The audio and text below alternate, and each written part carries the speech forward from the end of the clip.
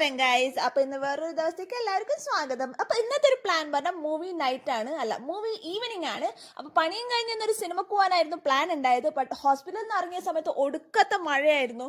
ഉച്ച വരെ പൊരിയുന്ന വെയിലുണ്ടായിരുന്നു. പക്ഷെ ഇറങ്ങിയ സമയത്ത് ഒടുക്കത്തെ മഴ.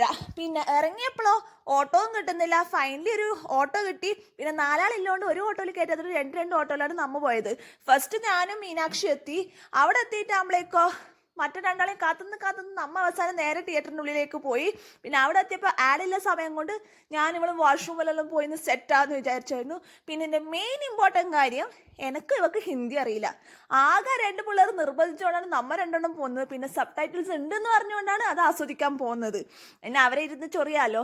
പിന്നെ അവിടെ എത്തിയിട്ട് നമ്മളേക്ക് ഒടുക്കത്തെ തണുപ്പ്. കാരണം ഒന്നാമതേ എനിക്ക് തണുപ്പ് സഹിക്കാൻ കഴിയുക. പിന്നെ ആ മഴയും നനഞ്ഞതിന് ശേഷം ഒടുക്കത്തെ തണുപ്പായിരുന്നു. എന്തോ ഭാഗ്യത്തിന് ജാക്കറ്റ് എടുത്ത് പോയോണ്ട് ഞാൻ രക്ഷപ്പെട്ടു. പിന്നെ മൂവി വേറെ ഒന്നുമല്ല, നോർത്ത് ഇന്ത്യയിൽ ഇപ്പോൾ ഭയങ്കര ഹൈപ്പ് തന്നിട്ടുള്ളൊരു മൂവിയാണ് സയ്യാര.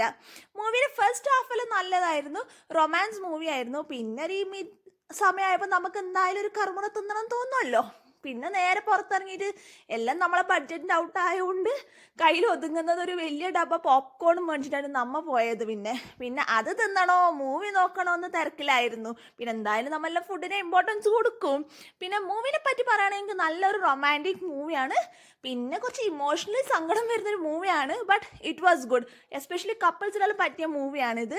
പിന്നെ നമ്മ നാലെണ്ണം ചിരിക്കുന്നത് കാരണം ആ മൂവിയിൽ ഒരു ട്രോള് പറഞ്ഞുകൊണ്ടാണ് നമ്മ ചിരിക്കുന്നത്. പിന്നെ ഒരു പ്രാർത്ഥന ഉണ്ടായിട്ടും പുറത്തിറങ്ങി കഴിഞ്ഞാൽ മഴ ഉണ്ടാവില്ല. കാരണം നാളെ നാലെണ്ണത്തിനും പണിക്ക് പോകാനില്ലതാണ്.